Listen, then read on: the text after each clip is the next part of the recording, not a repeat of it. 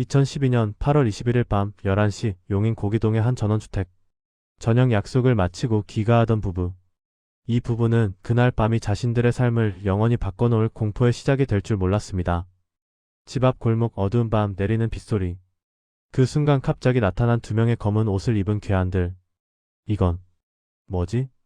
남편의 생각이 떠오를 새도 없이 무서운 일이 벌어집니다. 당신의 가족이 갑자기 습격받는다며? 당신은 살아남을 수 있을까요? 지금부터 밝혀지지 않은 충격의 진실, 그리고 12년이 지난 지금도 풀리지 않는 이 미스터리를 함께 따라가 보겠습니다. 그날 밤의 공격은 정말 끔찍했습니다. 괴한 중 한 명이 남편에게 재빠르게 다가가더니 손에 들었던 전기 충격기를 남편의 몸에 겨눴습니다. 찰칵.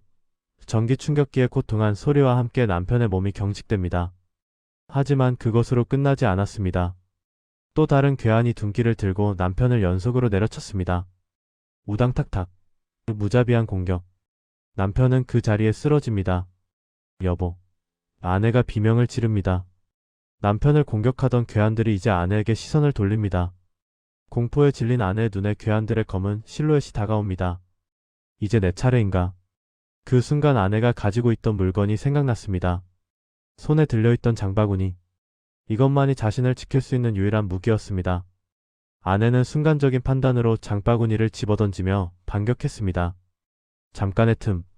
그 순간을 놓치지 않은 아내는 자신의 자동차에 몸을 날렸습니다. 철컥. 차 문을 힘껏 닫고 자동차 열쇠를 돌립니다. 괴한들이 아내가 탄 자동차에 다가옵니다. 아내의 손가락이 떨립니다. 위험 이 순간을 벗어나야 산다 부르릉. 자동차에 시동을 걸었습니다. 아내는 엑셀을 밟습니다. 하지만 괴한들은 포기하지 않았습니다. 한 괴한이 둔기를 들고 자동차의 앞 유리를 향해 휘둘렀습니다. 깨액. 자동차의 앞 유리가 산산조각 납니다. 하지만 이제는 너무 늦었습니다. 아내는 자동차를 몰고 골목을 빠져나왔습니다. 공포 속에서도 놓지 않은 판단력. 자동차는 200m를 달렸습니다. 아내의 손가락이 스티어링 휠을 꽉 쥔 채 떨리고 있었습니다.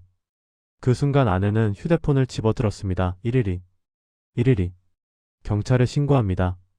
그리고 또 다른 손가락이 119를 누릅니다. 구급차를 부르는 것입니다. 이숨 돌릴 틈도 없는 순간들이 부부의 목숨을 구했습니다. 경찰이 도착했을 때 남편은 이미 병원으로 이송되었습니다. 상처는 깊었지만 생명은 건졌습니다. 용인 서부경찰서를 중심으로 강력계와 과수팀 전원이 출동했습니다. 이 사건은 결코 단순한 추치행패나 우발적 폭행이 아니었습니다. 경찰이 조사하면서 드러난 것은 이 범행이 정말 치밀하게 계획된 범죄라는 사실입니다. 첫째, 괴한들은 집 주변의 CCTV 사각지대만 골라서 정확하게 접근했습니다. 이것은 사건이 일어나기 전에 이 집을 충분히 사찰하고 계획했다는 뜻입니다. 둘째, 이상한 점이 또 있었습니다. 흔히 침입 강도라면 물건을 훔쳐가거나 금품을 요구해야 하는데 이 괴한들은 그렇게 하지 않았습니다. 오직 폭력만을 사용했습니다. 셋째, 검은 옷을 입은 괴한들의 모습은 집 근처의 블랙박스에만 기록되었는데 그 영상에는 단지 실루엣만 남아 있었습니다. 얼굴도 보이지 않고 특징도 파악되지 않습니다. 마치 계획적으로 자신들의 신원을 숨기려던 것처럼. 이 모든 정황들은 하나의 의문을 낳았습니다. 이건 누가 배후에 있는 걸까? 아내는 병원 침대에서 경찰에게 중요한 증언을 했습니다. 남편은 최근에 부동산 사업을 하면서 여러 사람과 갈등을 겪고 있었습니다. 사업 파트너와의 말다툼, 계약금을 둘러싼 다툼, 그리고 배신감. 남편이 벌인 사업 과정에서 많은 원한 관계들이 쌓여 있었던 것입니다. 아내는 경찰 앞에서 확신에 찬 목소리로 말했습니다. 이건 누군가가 남편에게 복수하기 위해 시킨 범행 같아요. 이건 우연이 아니라 누군가의 의도된 행동입니다. 경찰은 이 증언을 바탕으로 수사 방향을 확정했습니다. 원한 관계 중심으로 배후를 추적하는 것입니다. 부동산 사업 과정에서 남편과 갈등을 겪었던 사람들이 리스트에 올랐습니다. 하나, 둘, 셋. 용의자 명단이 들어갑니다. 하지만 수사가 진행되면서 또 다른 비극이 드러났습니다. 육체적 상처는 시간이 지나면서 낫기 시작했지만 정신적 외상은 더 깊었습니다. 남편은 밤마다 악몽을 꿨습니다. 그날 밤의 공포, 전기 충격기의 고통, 둔기로 맞는 감각. 이 모든 것들이 악몽으로 되살아났습니다. 아내도 마찬가지였습니다. 외출을 할 때마다 뒤를 살피게 되었습니다. 골목을 지날 때마다 가슴이 철렁했습니다. 그 사람들이 또 나타날 수도 있지 않을까? 이런 공포심은 일상을 빼앗아갔습니다. 편안한 집도 더 이상 안전한 피난처가 아니었습니다. 그리고 더 큰 슬픔이 있었습니다. 부동산 사업이 망해버린 것입니다. 남편은 신체적, 정신적 회복에만 집중할 수밖에 없었습니다. 사업을 계속할 수가 없었던 것입니다. 꿈꾸던 사업의 실패, 신뢰했던 사람들의 배신, 그리고 아직도 풀리지 않은 이 범행. 이 모든 것이 부부의 마음에 깊은 상처를 남겼습니다. 세월이 흘렀습니다. 2012년의 그 비오는 밤으로부터 어느덧 12년이라는 시간이 지났습니다. 하지만 이 사건은 여전히 풀리지 않은 미스터리로 남아 있습니다. 경찰의 수사도 중단되었고 용의자도 잡히지 않았습니다. 원한 관계로 추정되는 사람들을 조사했지만 결정적인 증거가 없었습니다. CCTV에 남은 실루엣은 신원 파악의 열쇠가 될 수 없었습니다. 기술이 발전했지만 이미 너무 오래된 증거였습니다.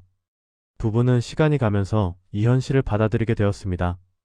아마 우리는 평생 이 진실을 모를 수도 있겠구나. 이런 무력감 속에서도 부부는 살아가야 했습니다.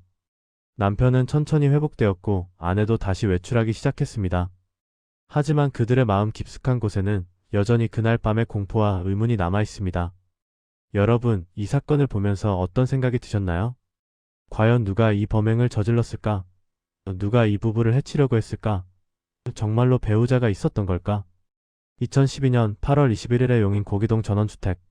그곳에서 벌어진 계획된 공격. CCTV 사각지대를 정확히 파악하고 신원을 철저히 숨기고 명확한 목적을 가지고 벌인 이 범행.